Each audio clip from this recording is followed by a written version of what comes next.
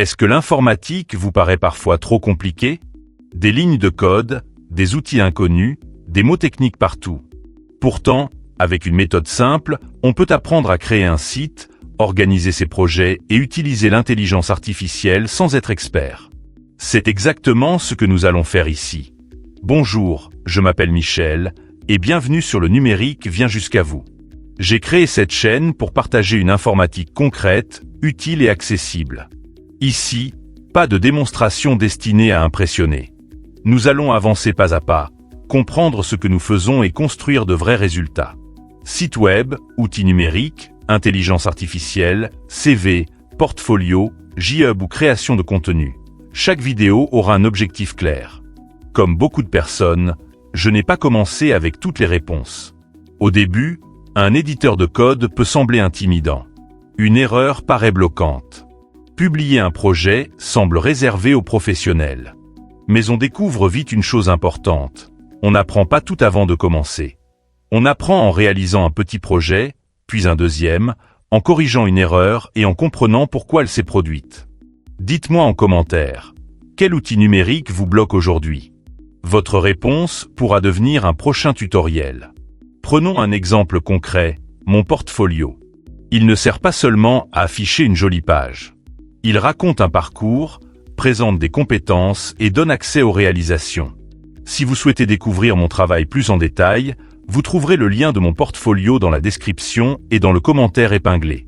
Nous verrons ensemble comment structurer une page d'accueil, choisir des couleurs lisibles, présenter un projet sans texte inutile et créer un moyen de contact clair.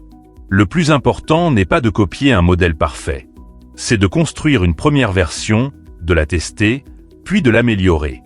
À l'écran, vous voyez le portfolio de mon projet Le Numérique vient jusqu'à vous. C'est ce type de résultat concret que je souhaite partager sur cette chaîne. Sur la page d'accueil, j'ai choisi de présenter immédiatement l'objectif du projet. Accompagner les personnes avec des mots simples et des solutions concrètes. Le visiteur peut ensuite découvrir les services, la méthode d'accompagnement et les moyens de contact. Chaque partie doit répondre à une question précise. Qui suis-je? Que puis-je proposer? À qui cela s'adresse-t-il? Et comment prendre contact? Lorsque ces réponses sont faciles à trouver, le site devient réellement utile. Ce portfolio évoluera avec les projets. Je pourrai y ajouter de nouveaux exemples, des vidéos, des témoignages et des ressources. Cette évolution est importante, parce qu'un portfolio n'est pas un document figé. Il montre ce que l'on sait déjà faire, mais aussi la direction dans laquelle on progresse. Pour une recherche d'emploi, une association ou une future activité, cela permet de présenter des preuves concrètes plutôt que de simples affirmations. Pour construire ce type de page, j'utilise notamment Visual Studio Code. Son interface comporte plusieurs zones, mais nous les découvrirons une par une. À gauche, les fichiers du projet. Au centre, le contenu que l'on modifie. Et dans le navigateur, le résultat. Une petite modification dans le code peut changer un titre, une couleur ou la disposition d'une section. Je montrerai ces gestes lentement, avec des explications simples, afin que vous puissiez les reproduire. Et lorsqu'une erreur apparaît, nous la lirons ensemble au lieu de la cacher. Savoir chercher et corriger fait partie de l'apprentissage. Une fois le projet créé, JHub permet de le conserver, de suivre ses versions et de le partager. Les mots dépôt, commis ou branches peuvent sembler techniques. Nous les traduirons avec des situations du quotidien. Un dépôt, c'est le dossier du projet. Un commis, c'est un point de sauvegarde accompagné d'une explication. JHub permet aussi de montrer son travail à un recruteur, un client ou une communauté. Nous verrons comment présenter proprement un projet, rédiger un fichier de présentation utile et publier certaines pages en ligne. Quand on débute, il est normal de ne pas retenir toutes les commandes. L'objectif n'est pas de travailler de mémoire dès le premier jour. Il est plus utile de comprendre le chemin général. Créer un dossier, modifier un fichier, vérifier le résultat, enregistrer une version et la publier. Avec la répétition, ces gestes deviennent progressivement familiers. Je montrerai donc l'écran en détail, sans accélérer les passages importants et sans masquer les erreurs qui peuvent réellement se produire. Nous parlerons également de sécurité. Avant de partager une capture ou de publier un projet, il faut vérifier qu'aucun mot de passe, aucune adresse privée et aucune clé d'accès n'apparaît à l'écran.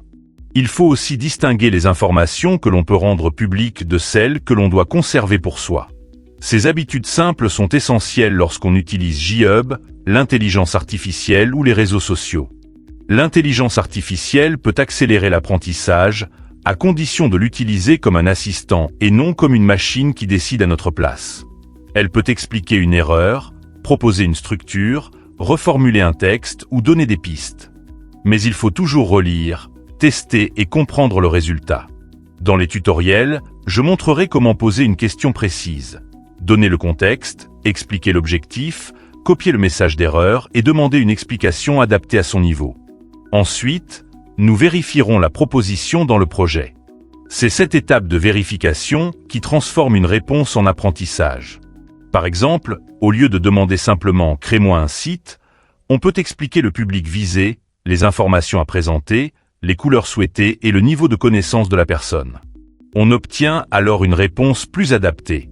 Mais même une réponse très convaincante peut contenir une erreur ou proposer une solution inutilement compliquée.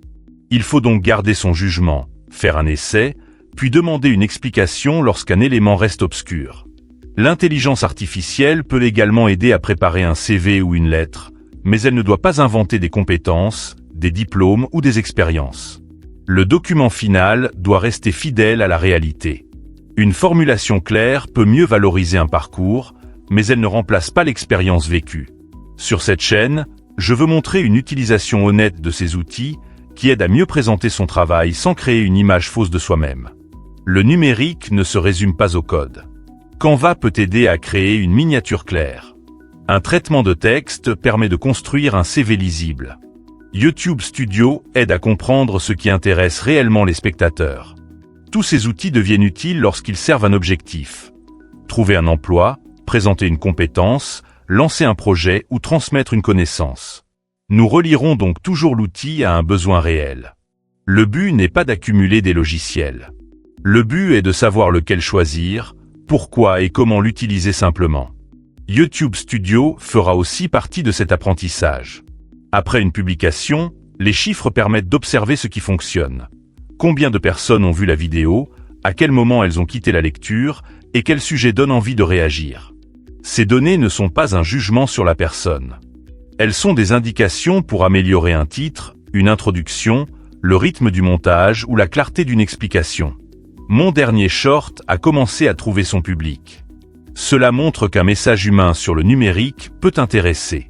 Mais cette première expérience m'a aussi rappelé qu'il faut contrôler le son et les droits d'utilisation des images et de la musique. Pour cette vidéo, le volume sera plus régulier, les bruits indésirables seront vérifiés et les séquences d'illustration proviendront de sources autorisées. Une création professionnelle repose aussi sur ces vérifications discrètes que le spectateur ne voit pas toujours. Sur le numérique vient jusqu'à vous, vous trouverez plusieurs types de contenus. Des tutoriels guidés pour débuter, des créations de projets de A à Z, des solutions à des problèmes fréquents et des découvertes d'outils utiles. Je partagerai aussi les difficultés rencontrées et les améliorations apportées, car un projet réaliste n'est jamais parfait du premier coup. Si vous souhaitez voir en priorité la création d'un portfolio, l'utilisation de Visual Studio Code, JHub, l'intelligence artificielle ou la réalisation d'un CV, écrivez simplement votre choix en commentaire. La méthode de la chaîne tient en 4 étapes. Premièrement, comprendre le besoin. Deuxièmement, réaliser une petite version qui fonctionne. Troisièmement, tester et corriger. Quatrièmement, publier ou réutiliser le résultat. Cette méthode évite de rester bloqué dans la théorie et permet de mesurer ses progrès. Vous pourrez mettre la vidéo en pause, reproduire chaque étape et adapter le projet à votre situation. Les ressources importantes seront indiquées dans la description lorsque cela sera possible. Cette méthode peut servir dans de nombreuses situations. Une personne peut apprendre à mettre à jour son CV. Un artisan peut présenter ses services sur une page simple. Une association peut préparer une affiche ou mieux organiser ses informations. Une personne éloignée du numérique peut apprendre à faire une démarche avec davantage de confiance. Le résultat n'a pas besoin d'être spectaculaire pour être utile. Il doit surtout répondre aux besoins réels de la personne. Je souhaite également laisser une place au retour d'expérience. Si une explication n'est pas assez claire, Si un bouton est difficile à trouver ou si une étape va trop vite, ces remarques permettront d'améliorer les vidéos suivantes.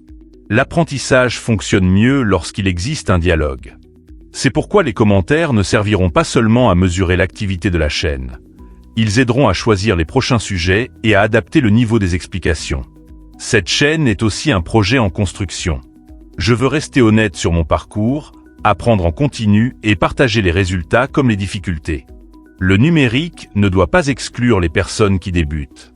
Il doit pouvoir les aider à gagner en autonomie et en confiance. Si vous pensez que le numérique devrait être plus clair et plus humain, vous êtes au bon endroit. Abonnez-vous à Le Numérique vient jusqu'à vous et activez les notifications pour suivre les prochains projets. Dans la prochaine vidéo, nous commencerons par un tutoriel concret pour apprendre à créer et améliorer une page web. Merci d'avoir regardé cette présentation. À très bientôt. Et surtout, souvenez-vous, le numérique vient jusqu'à vous.